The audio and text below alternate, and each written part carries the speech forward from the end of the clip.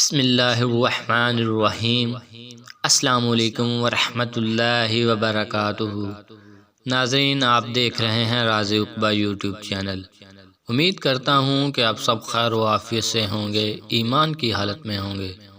اللہ پاک آپ سب کو اپنے حفظ و ایمان میں رکھے۔ ناظرین، آج ہم سورۃ یاسین میں موجود وظائف، اس کی اہمیت اور فضیلت کے بارے میں جانیں گے۔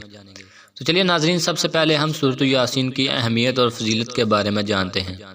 سورہ یاسین مکہ مکرمہ میں نازل ہوئی ہے اور اسی لحاظ سے اس کو مکی سورت کہا جاتا ہے۔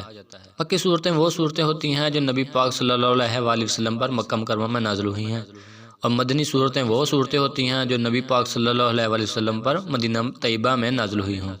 سورۃ یاسین نام کیوں رکھا گیا؟ اس سورت کے شروع میں لفظ یاسین آتا ہے اور اسی مناسبت سے اس سورت کا نام سورۃ یاسین رکھا گیا۔ حضرت انس بن مالک رضی اللہ تعالی عنہ فرماتے ہیں کہ نبی پاک صلی اللہ علیہ وآلہ وسلم نے ارشاد فرمایا کہ ہر چیز کا ایک قلب ہوتا ہے، قلب یعنی کہ دل ہوتا ہے، اور قرآن مجید کا دل سورہ یاسین ہے۔ اس کے بعد نبی پاک صلی اللہ علیہ وآلہ وسلم نے ارشاد فرمایا کہ سورۃ یاسین کو پڑھا کرو، کیونکہ سورۃ یاسین کو ایک دفعہ پڑھنے سے 10 قرآن مجید کا ثواب ملتا ہے۔ اس کے علاوہ نبی پاک صلی اللہ علیہ وآلہ وسلم نے ارشاد فرمایا کہ جو شخص سورۃ یاسین کو کثرت کے ساتھ پڑھتا ہے تو اس کے تمام پچھلے گناہ بخش دیے جاتے ہیں، مٹا دیے جاتے ہیں۔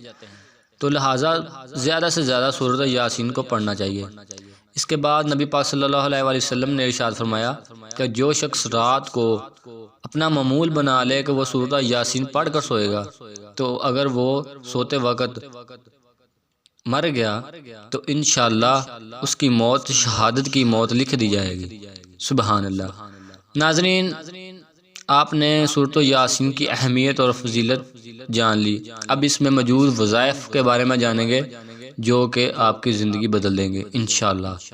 سورۃ یاسین اگر کوئی شخص تنگ دست ہے، پریشانی کے عالم میں ہے، تو 40 دن سورۃ یاسین پڑھنے سے اس کی تنگ دستی انشاءاللہ اور اس کی پریشانی بالکل ختم ہو جائے گی۔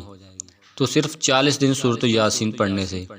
اس کے بعد جو شخص صبح نماز فجر کے بعد سورہ یاسین کی تلاوت کرتا ہے تو اس کے تمام دن کے کاموں کی ذمہ داری اللہ تعالیٰ کی ذات خود لے لیتی ہے۔